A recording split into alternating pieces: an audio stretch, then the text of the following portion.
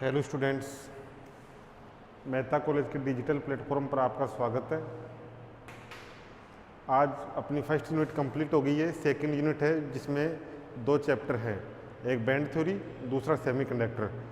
तो जो second unit है उसका फर्स्ट चैप्टर है, फर्स्ट बैंड थ्योरी, वो स्टार्ट करते हैं। इसमें टॉपिक है आपका, आज का टॉपिक है फॉर्मेशन ऑफ एनर्जी बैंड।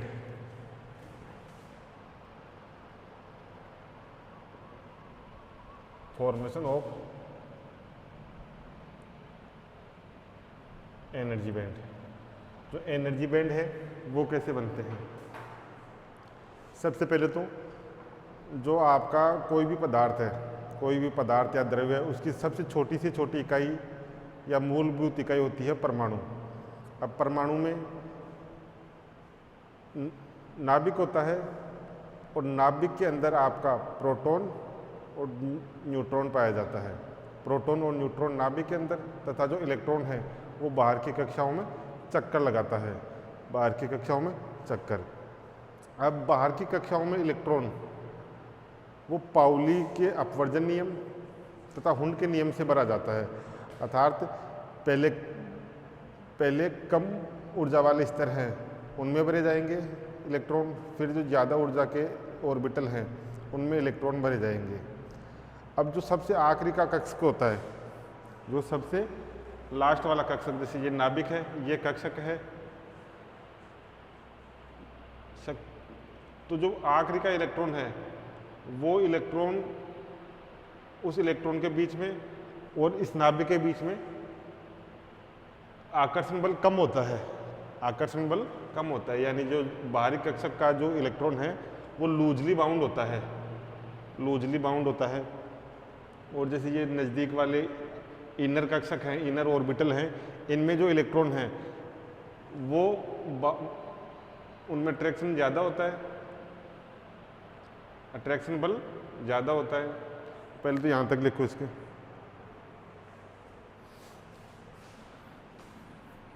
इसमें लिखो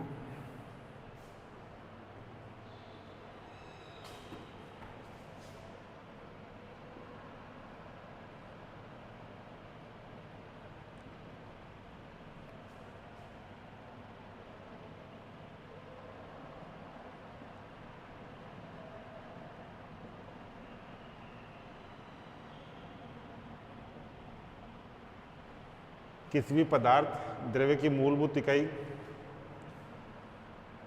परमाणु होता है।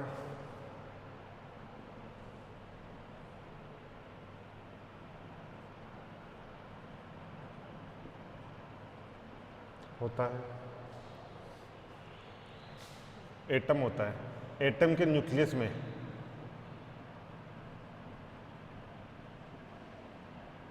एटम के न्यूक्लियस में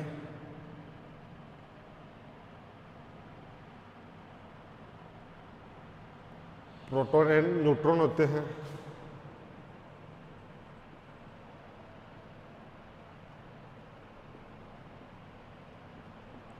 तथा इलेक्ट्रॉन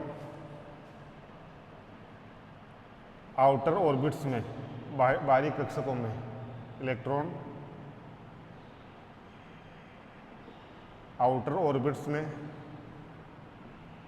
चक्कर लगाता है, चक्कर लगाते रहता है।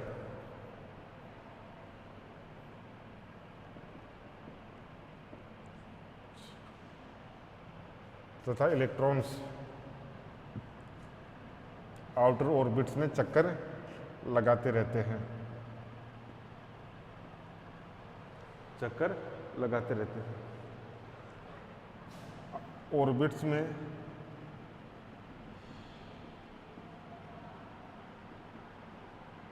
इलेक्ट्रॉन्स का वितरण, यानी जो ऑर्बिट्स हैं उनमें इलेक्ट्रॉन का वितरण पाउली अपवर्जन नियम और हुंड नियम से होता है। इलेक्ट्रॉन का वितरण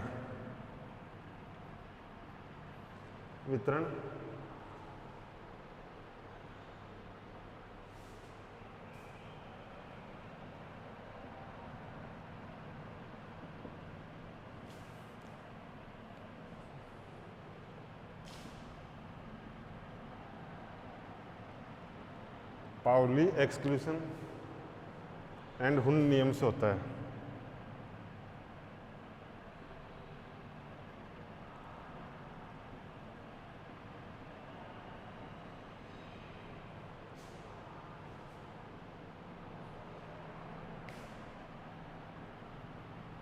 अर्थात इलेक्ट्रॉन पहले कम ऊर्जा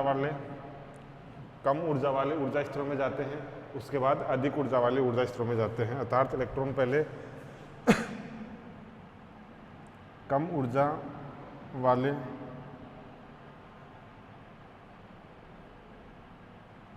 ऊर्जा स्तरों में जाते हैं,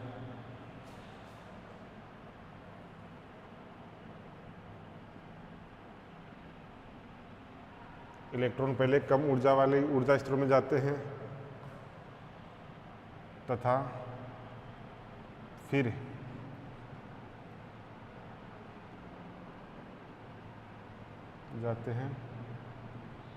अधिक ऊर्जा वाले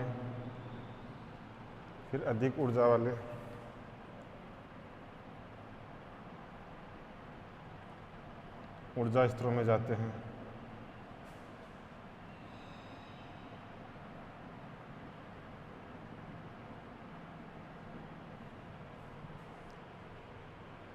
इलेक्ट्रॉन पहले कम ऊर्जा वाले ऊर्जा स्तरों में जाएंगे, उसके बाद अधिक ऊर्जा वाले ऊर्जा स्तरों में जाते हैं। यानी पहले जाएंगे लोअर एनर्जी लेवल में, उसके बाद जाएंगे हायर एनर्जी लेवल में। लिखो यहाँ तक।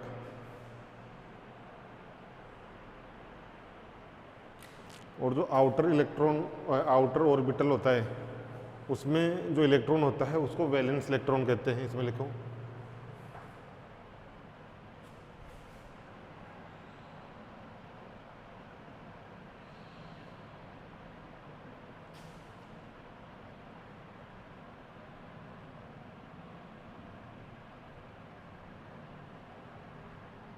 आउटर ऑर्बिट में उपस्थित इलेक्ट्रॉन को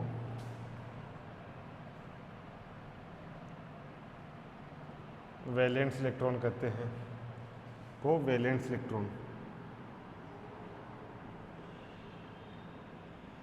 वैलेंस इलेक्ट्रॉन कहते हैं।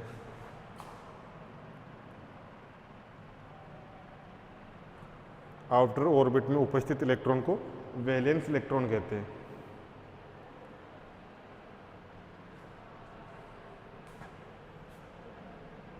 इस पर वैलेंस इलेक्ट्रॉन पर या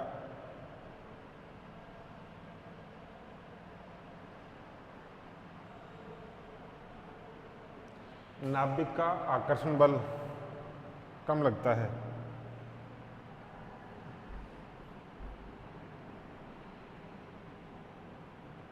न्यूक्लियस का अट्रैक्शन फोर्स कम लगता है। अट्रैक्शन फोर्स कम लगता है।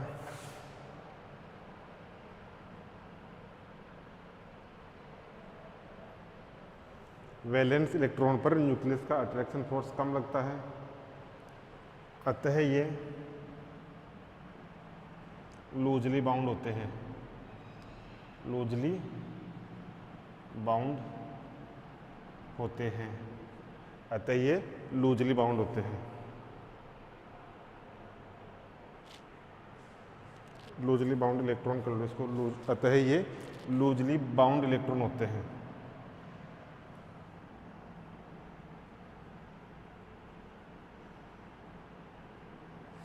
अतः ये लूजली बाउंड इलेक्ट्रॉन होते हैं। ये तो हो गया जो आउटर ऑर्बिट में इलेक्ट्रॉन था, वैलेंस इलेक्ट्रॉन, उस पर न्यूक्लियस का अट्रैक्शन फोर्स कम लगता है, इसलिए ये लूजली बाउंड होता है। अब लिखो इनर ऑर्बिट में स्थित इलेक्ट्रॉन पर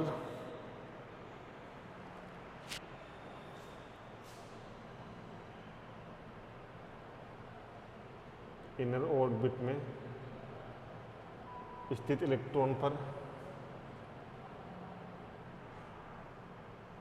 ऑर्बिट में स्थित इलेक्ट्रॉन पर न्यूक्लियस का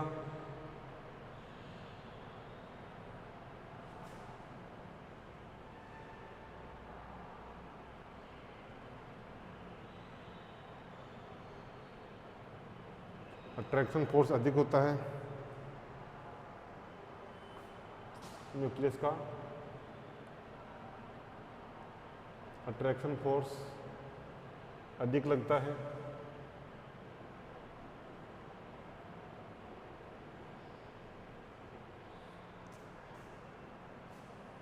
अतः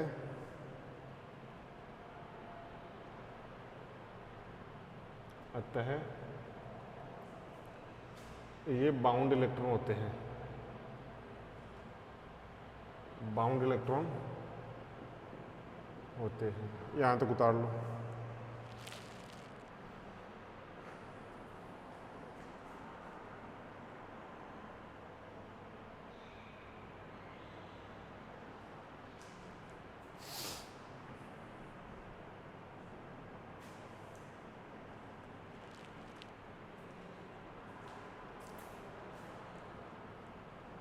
मूलभूत इकाई एटम।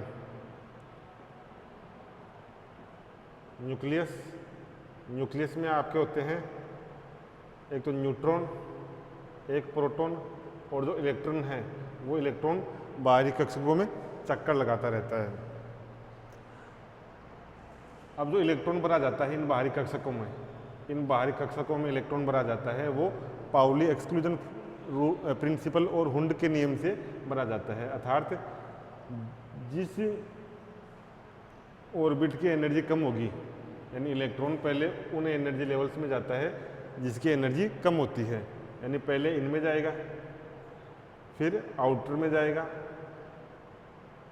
पहले उसमें जाता है जहाँ की एनर्जी कम होती है, फिर अधिक एनर्जी वाले एनर्जी लेवल में जाता है। अब जो आउटर ऑर्बिटल है ये वाला, जैसे इसका आउटर ऑर्बिटल ये है, इस आउटर ऑर्बिटल में स्थित इलेक्ट्रॉन, इस आउटर ऑर्बिट में स्थित इलेक्ट्रॉन, इस इलेक्ट्रॉन पर इस नाभिक के कारण जो अट्रैक्शन फोर्स लगता है वो अट्रैक्शन फोर्स कम होता है। अट्रैक्शन फोर्स कम होता है तो ये लूजली बाउंड होता है, लूजली बाउंड। और जो इनर ऑर्बिट हैं, इनर ऑर्बिट हैं उन पर न्यूक्लियस का जो अट्रैक्शन फोर्स लगता है वो अधिक लगता है, तो ये बाउंड इलेक्ट्रॉन होते हैं, बाउंड इलेक्ट्रॉन होते हैं।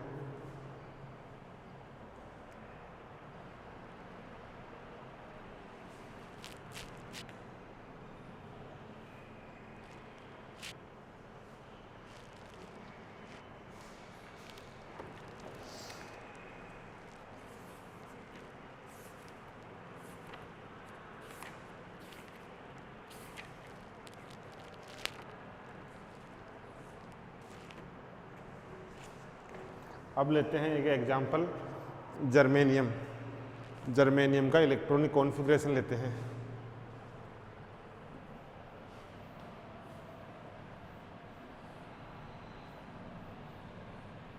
इलेक्ट्रॉनिक कॉन्फ़िगरेशन कितना होता है जर्मेनियम का?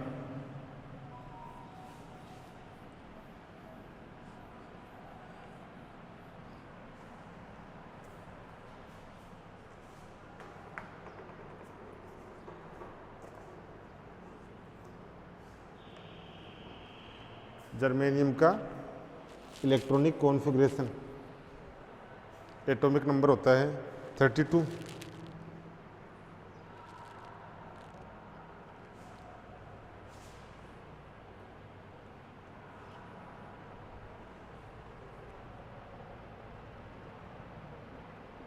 जर्मेनियम इसका होता है 32, कॉन्फ़िगरेशन होता है विन्यास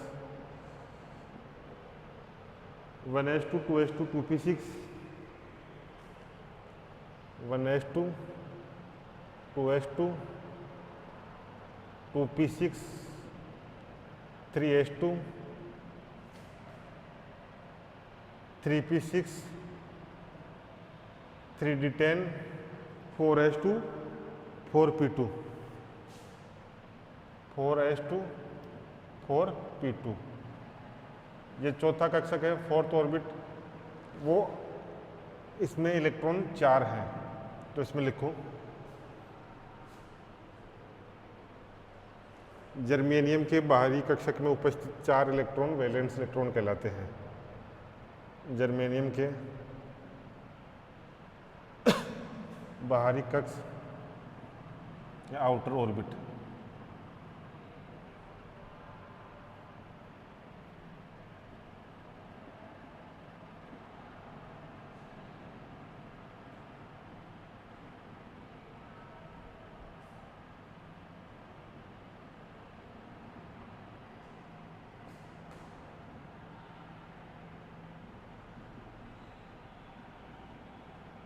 वैलेंस इलेक्ट्रॉन कहलाते हैं।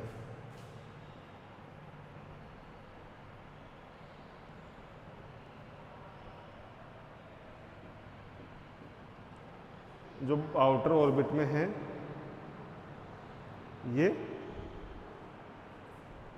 वैलेंस इलेक्ट्रॉन कहलाते हैं, तथा इनर ऑर्बिट्स में स्थित। इनर में कितने हैं?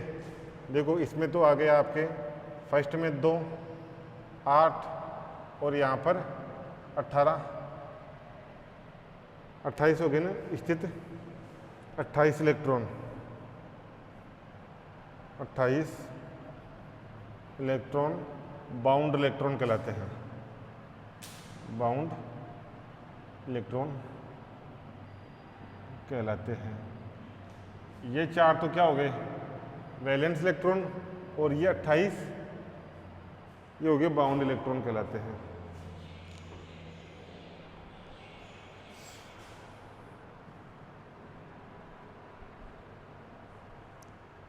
डायग्राम से देखो,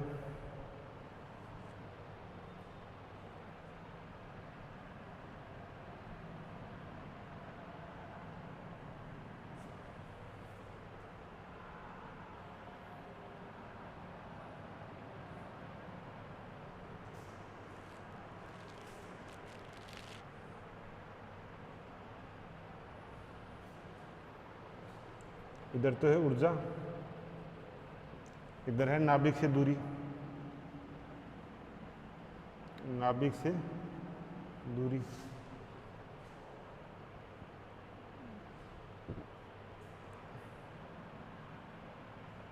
ये आ गया आपका 1 2s 2p 3s 3p 3d, और ये आ गया आपका 4s। ये 1 है, ये 2s 2p, ये 3s 3p 3d, और ये 4th।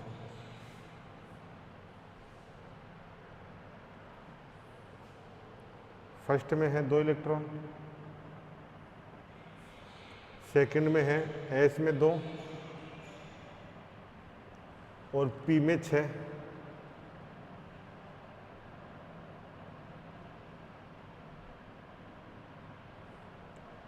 यहाँ s में 2,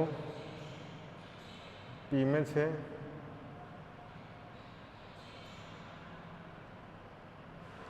यहाँ d में 10,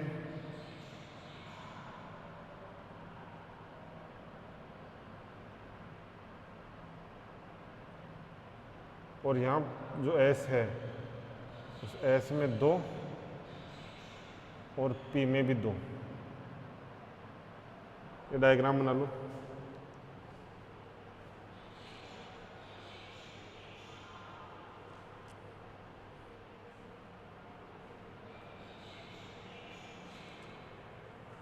ये तो है आपका valence energy level,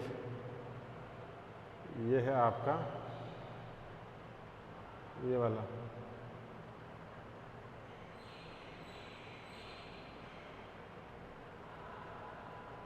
valence energy level. ये है आपका 1 2 3 बाउंड एनर्जी लेवल।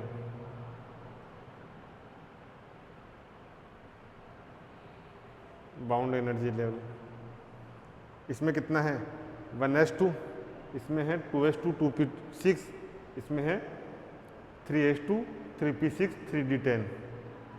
ये जर्मेनियम के लिए हो गया।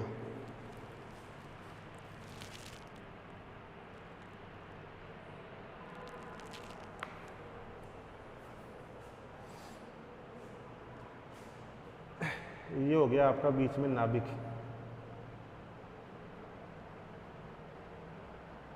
अब देखो नाभिक से दूरी बढ़ रही है, नाभिक से दूरी बढ़ रही है तो एनर्जी का मान भी बढ़ रहा है।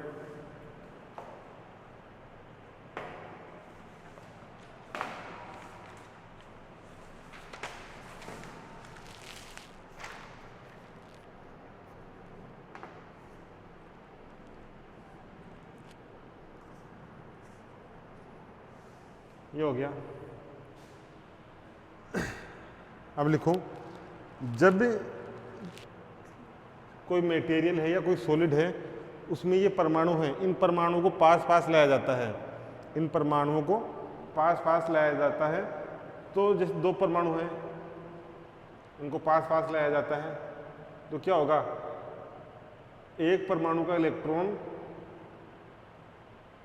को दूसरे परमाणु का नाभिक इंटरेक्ट करेगा, यानी उनके बीच में इंटरेक्शन होगा। तो लिखो इसमें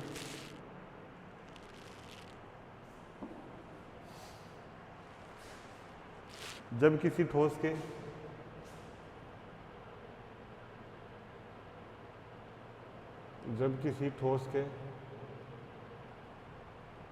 दो परमाणुओं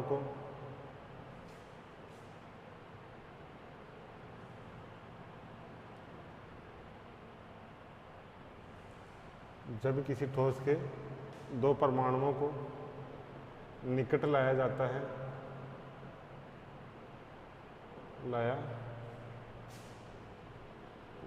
है तो एक परमाणु का नाभिक, तो एक परमाणु का नाभिक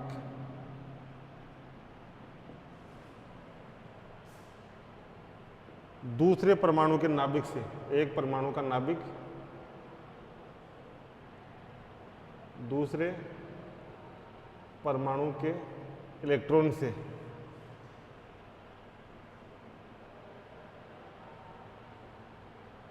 इंटरेक्शन करता है, अन्योन्य क्रिया।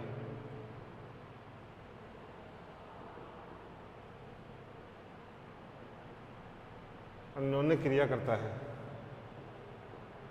इंटरेक्शन करता है।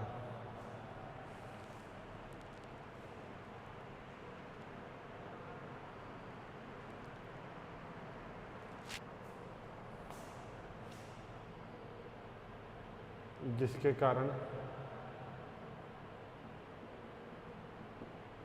जब किसी ठोस के दो परमाणुओं को निकट लाया जाता है तो एक परमाणु का नाभिक दूसरे परमाणु के इलेक्ट्रॉन से इंटरेक्शन करता है, जिसके कारण दोनों एटम के एनर्जी लेवल, दोनों एटम्स के एनर्जी लेवल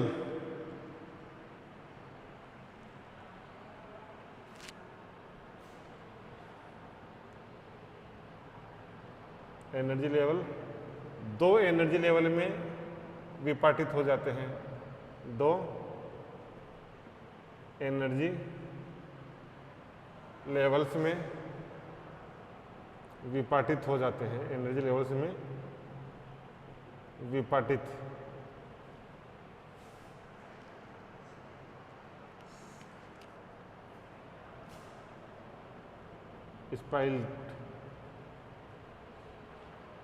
स्प्लिट हो जाते हैं। अब अर्थात उनका समूह बन जाता है, अर्थात दो एनर्जी लेवल का समूह बन जाता है, अर्थात दो एनर्जी लेवल का समूह बन जाता है, समूह बन जाता है, अर्थात दो एनर्जी लेवल का समूह बन जाता है।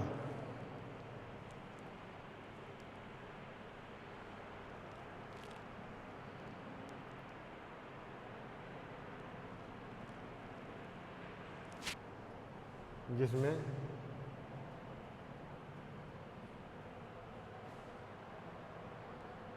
एक एटम की एनर्जी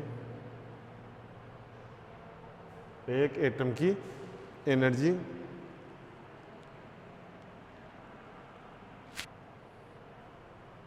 जिसे एक एटम के एनर्जी लेवल की एनर्जी पहले से कम, जिससे एक एटम के एनर्जी लेवल की एनर्जी पहले से कम तथा दूसरे एटम की एनर्जी लेवल तथा दूसरे एटम के एनर्जी लेवल की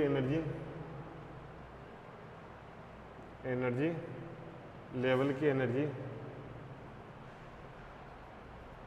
तथा दूसरे एटम के एनर्जी लेवल की एनर्जी अधिक हो जाती है, पहले से अधिक हो जाती है, पहले से अधिक हो जाती है, अधिक हो जाती है।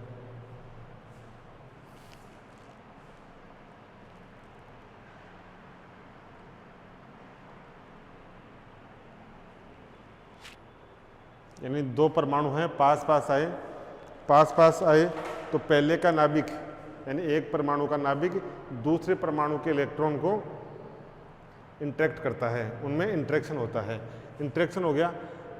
अब जो एनर्जी लेवल हैं, जो दोनों एटम हैं उनके एनर्जी लेवल हैं वो आपस में विपाटित करते हैं, मतलब समूह बना लेते हैं, दो एनर्जी लेवल समूह बना लेते हैं। अब समूह में दो एटम हैं तो एक एटम की एनर्जी है, उस एक एटम है उसका एनर्जी लेवल है, उस एटम के एनर्जी लेवल की एनर्जी पहले से कम हो जाएगी तथा जो दूसरा एटम है उस एटम के एनर्जी लेवल की एनर्जी पहले से ज़्यादा हो जाएगी। एक में एनर्जी कम हो जाएगी एनर्जी लेवल की, दूसरे में एनर्जी ज़्यादा हो जाएगी। इसमें लिखो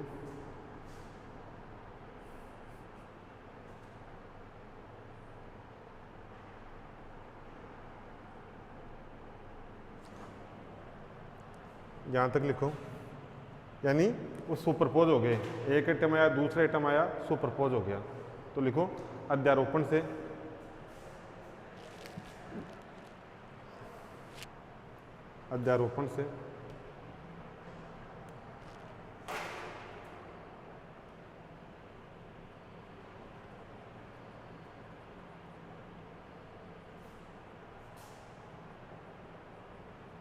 दोनों एटम के एनर्जी लेवलों के अध्यारोपण से दोनों एटमों के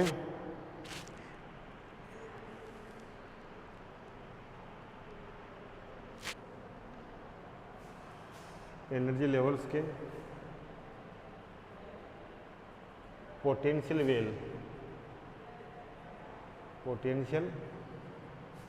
वेल की उबेनिष्ट दीवार की ऊंचाई, उबेनिष्ट दीवार की ऊंचाई कम हो जाएगी, उबेनिष्ट दीवार की ऊंचाई कम हो जाएगी, दीवार की ऊंचाई कम हो जाएगी।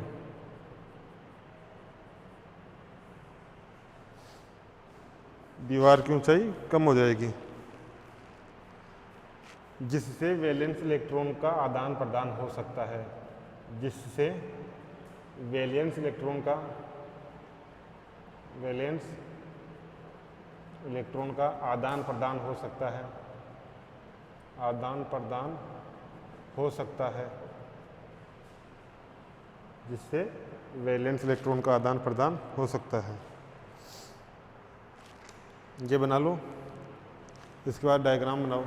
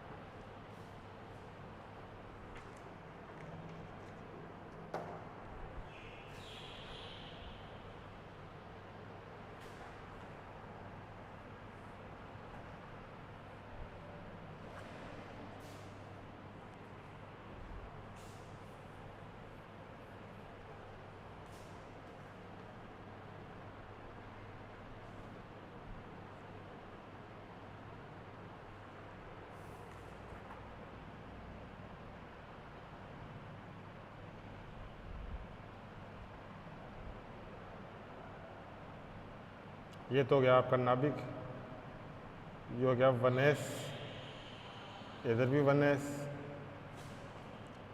ये हो गया 2s 2p, ये भी हो गया 2s 2p। अब आएगा आपका 3s 3p,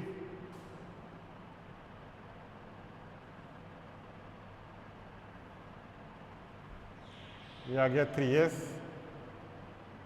3p और 3d, ये 2 1 ये 3 और ये आ गया आपका 4,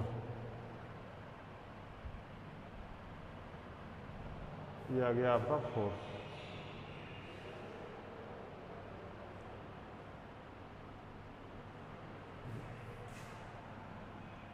ये बनाओ फिर देखते हैं।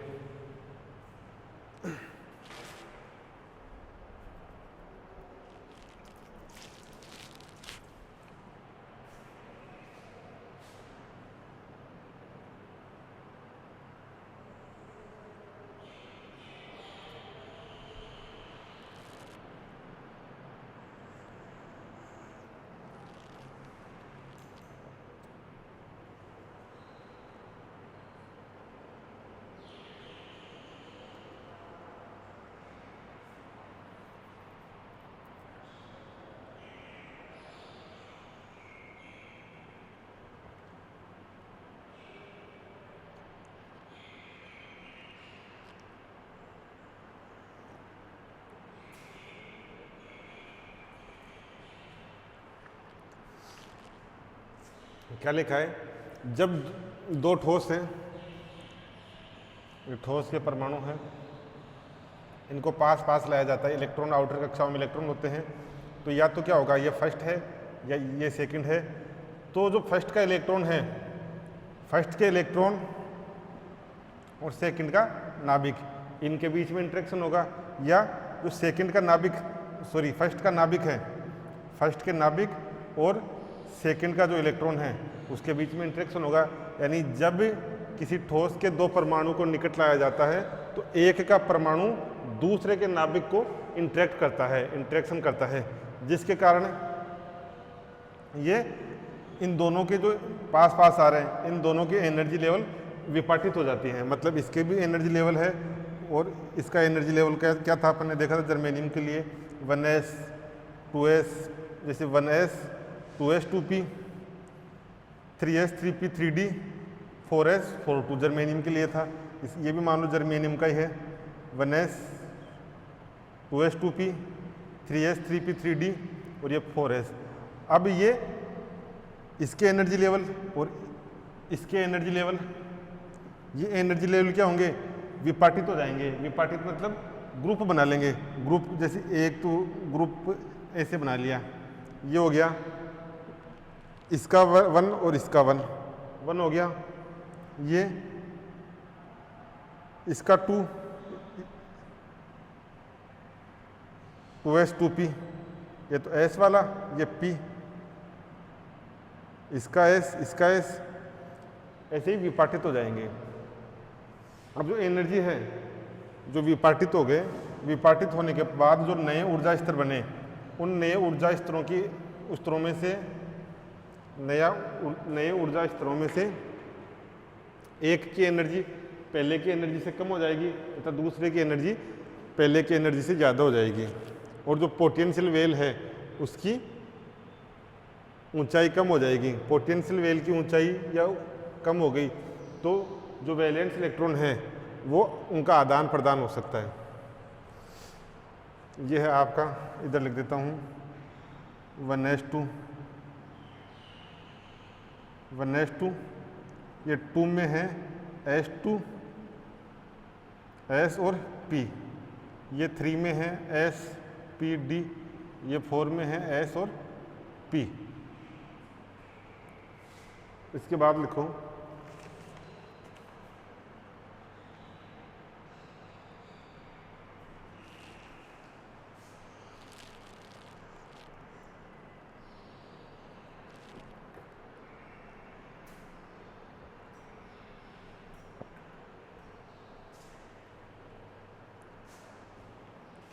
इधर ही लिख लो। दो ठोस परमाणुओं को निकट लाने से बने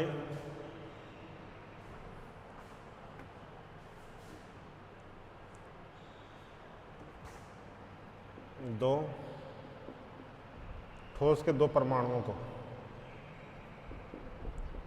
ठोस के दो एटम्स को निकट लाने से बने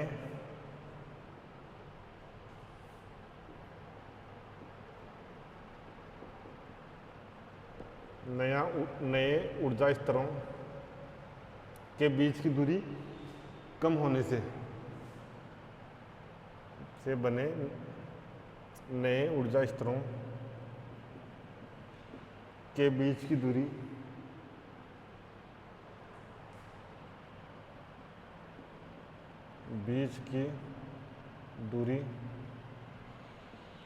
कम होने से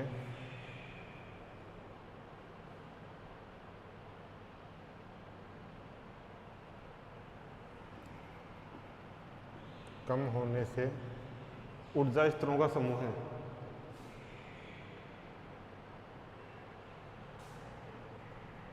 ऊर्जा स्तरों का समूह है। सतत ऊर्जा band,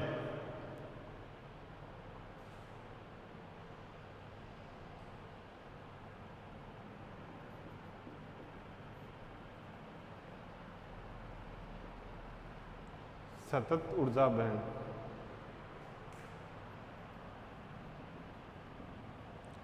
continuous energy band,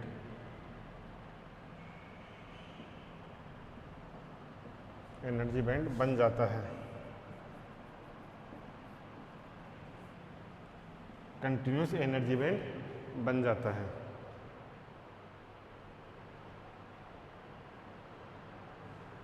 continuous energy band बन गया।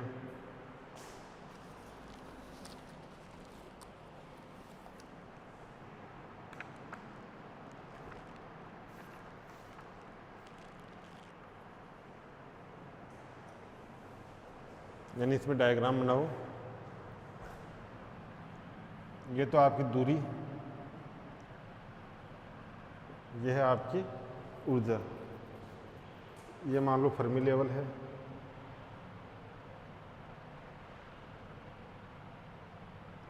ये फर्मी लेवल है।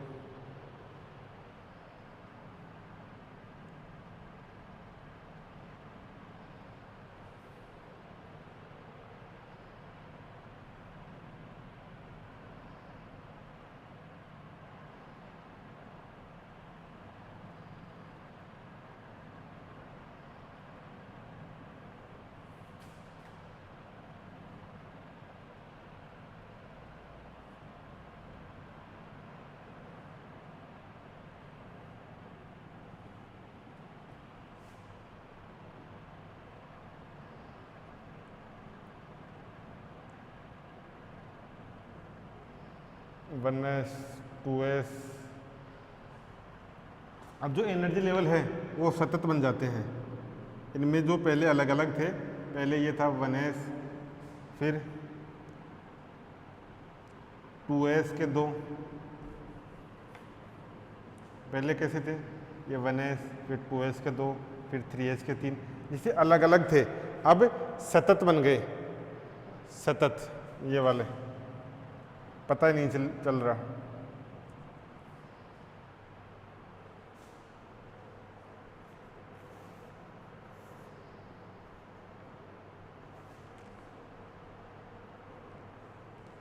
लिखो इसमें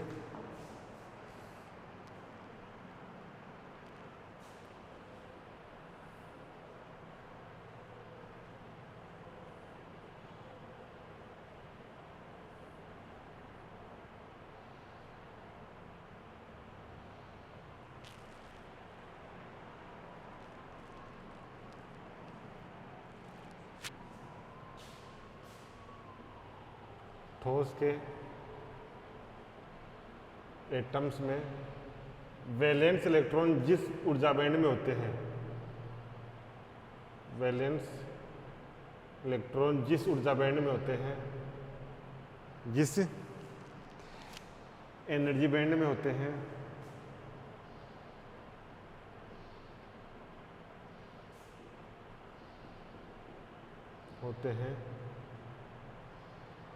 उसे वैलेंस बॉन्ड कहते हैं, वैलेंस एनर्जी बॉन्ड कहते हैं, उसे वैलेंस बॉन्ड,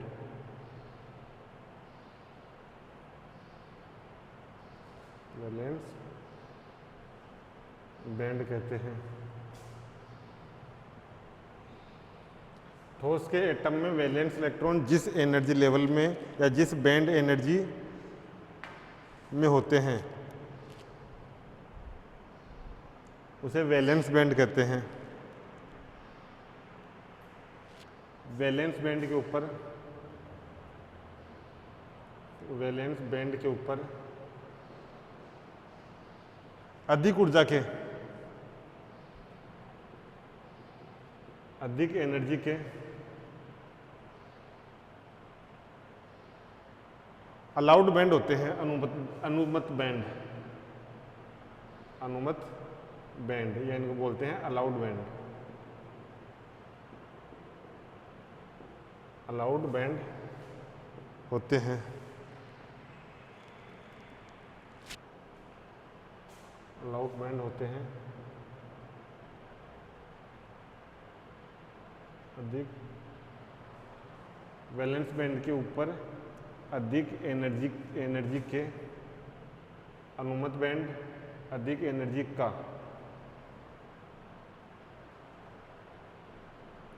अधिक एनर्जी के अनुमत बैंड, अलाउड बैंड होते हैं, जो अधिकांशतः रिक्त होते हैं, जो अधिकांशतः रिक्त होते हैं, रिक्त होते हैं। इन्हें कंडक्शन बैंड बोलते हैं, इन्हें कंडक्शन बैंड कहते हैं, इन्हें कंडक्शन बैंड कहते हैं।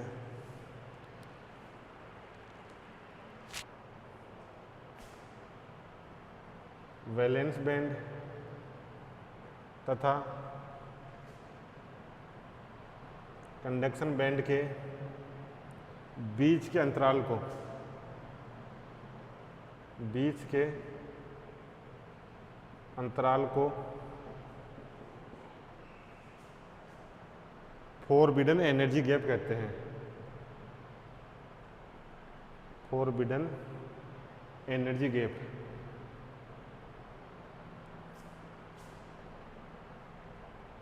एनर्जी गैप, वर्जित ऊर्जा अंतराल, वर्जित ऊर्जा अंतराल कहते हैं, वर्जित ऊर्जा अंतराल कहते हैं।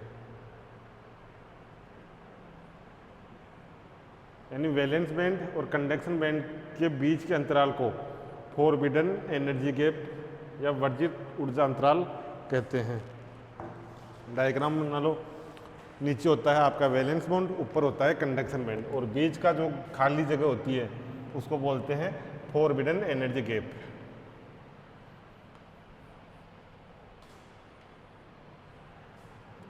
ये एक ही हो गया, एक ही हो गया, ये हो गया आपका कंडक्शन बैंड, कंडक्शन बैंड, ये हो गया valence band.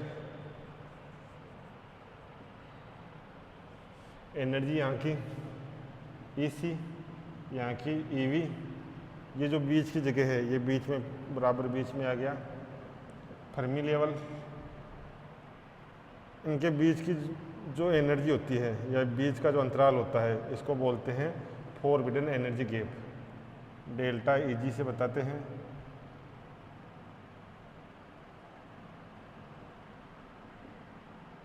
Forbidden energy gap delta EG से बताते हैं। ये होता है आपका EC माइनस EV।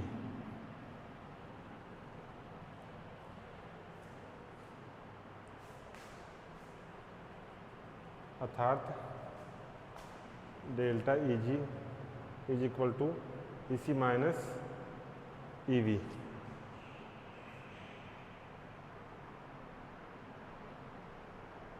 ई सी ई जी तो क्या है? ई जी तो है आपकी del E G forbidden energy gap. ये क्या है आपका ई सी? ई सी और ई वी। ई सी है कंडक्शन बैंड की मैक्सिमम एनर्जी, कंडक्शन बैंड की maximum energy, maximum energy. EV है वैलेंस बॉन्ड की, वैलेंस बैंड की minimum energy, minimum energy. EC तो है कंडक्शन बैंड की मैक्सिमम एनर्जी और ईवी है आपका वैलेंस बैंड की मिनिमम एनर्जी। देखो यहां तक।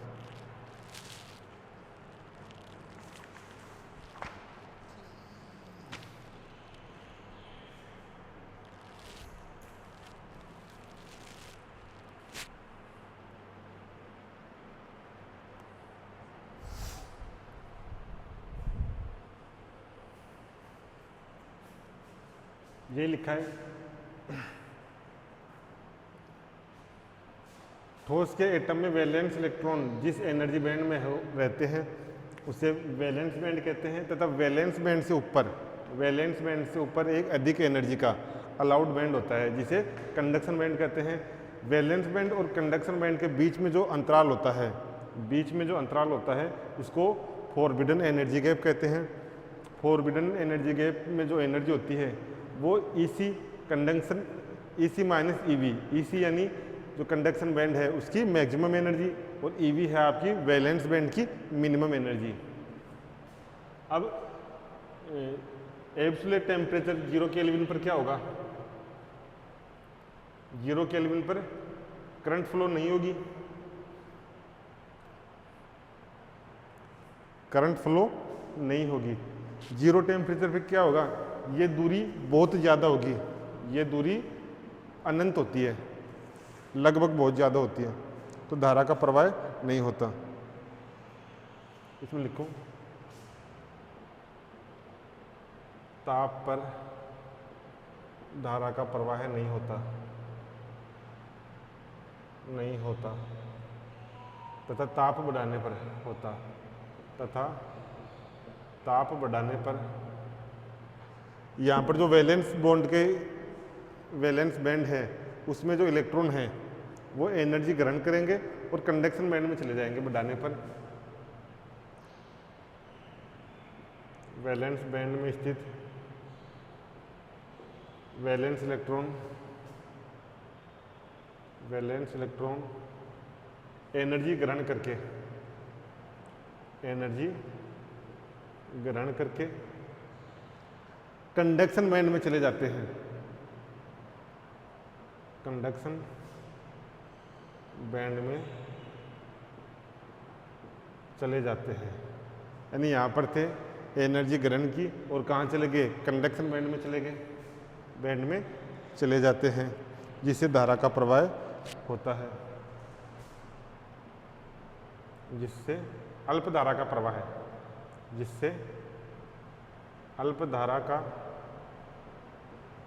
प्रवाह होता है। जो वैलेंस इलेक्ट्रॉन ऊपर जाता है वो कितनी एनर्जी ग्रहण करेगा? वो फॉरबिडन एनर्जी गैप के बराबर एनर्जी ग्रहण करता है, फॉरबिडन एनर्जी गैप के बराबर एनर्जी ग्रहण करके ही कंडक्शन बैंड में जाता है।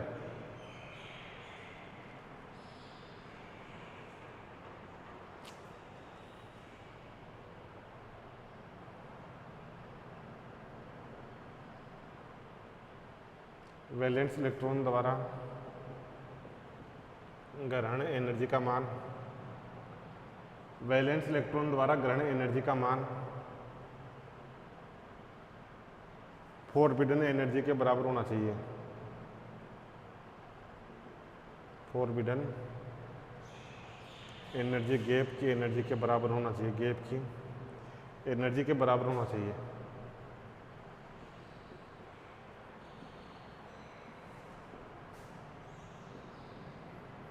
यानी ईवी का मान ईजी के बराबर होना चाहिए, तो ये आपका जो टॉपिक है formation of band, energy band in solid, ये कंप्लीट हो गया। जो आपका टॉपिक है formation of energy band in solid, ये कंप्लीट हो गया। देखो ये बैंड बन गए, ये याद रखना है, कंडक्शन बैंड, वैलेंस बैंड, बीच में जो गैप है फॉरबिडन एनर्जी गैप, वो होता है आपका जो कंडक्शन बैंड की मैक्सिमम एनर्जी है उसमें से वैलेंस बॉन्ड की मिनिमम एनर्जी घटाते हैं, तो आपका फॉरबिडन एनर्जी गैप आता है। जो पीरियोडिक पोटेंशियल है नेक्स्ट टॉपिक, उसको कल पढ़ेंगे।